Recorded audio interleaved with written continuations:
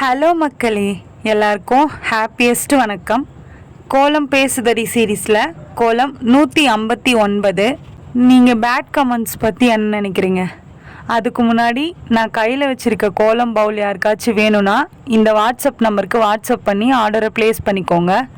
Bad கமெண்ட்னால் இது பார்க்குற வியூவர்ஸ்க்கு புரியாது, ஐ மீன் சப்ஸ்கிரைபர்ஸ்க்கு. ஆனால் சேனல் இந்த மாதிரி யூடியூப் சேனல் வச்சுருக்காங்கல்ல, அவங்களுக்கு எல்லாம் புரியும்னு நான் நினைக்கிறேன். ஃபஸ்ட்டில் பேட் கமெண்ட் பார்க்குறது, ஃபஸ்ட்டில் கமெண்ட்டே வராது, அது வேறு விஷயம். ஆனால் பேட் கமெண்ட் வரப்போ, நல்ல கமெண்ட்டை எதிர்பார்க்குறப்போ பேட் கமெண்ட் வரும் பார்த்திங்களா? அப்போ அதை பார்க்கும்போது நம்மளுக்கு ரொம்ப கஷ்டமாக இருக்கும். நம்ம இன்னும் நல்லா தான் பண்ணியிருப்போம், ஆனால் பேட் கமெண்ட்டாக வந்துகிட்டே இருக்கும். ஸ்டார்டிங்கில் நான் சொல்கிறேன், ஃபஸ்ட்டில் கமெண்ட் வராது, அப்புறம் பேட் கமெண்ட் வரும். அப்புறம் நம்ம வீடியோ நல்லா ரீச் ஆகிறப்போ நிறைய நல்ல நல்ல கமெண்ட் வரும்.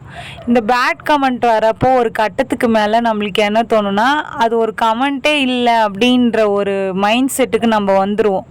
ஏன்னா இப்பயும் எனக்கு ஒரு சில பேட் கமெண்ட், இவ்வளோ குட் கமெண்ட் வரும்போது ஒரு சில பேட் கமெண்ட் பார்க்குறப்போ அதெல்லாம் இப்போ இக்னோர் பண்ண தான் தோணுதே தவிர்த்து அது ஒரு பெரிய விஷயமா தெரியல. ஃபர்ஸ்ட்லாம் அது ரொம்ப கஷ்டமாக இருக்கும் பார்க்கும்போது.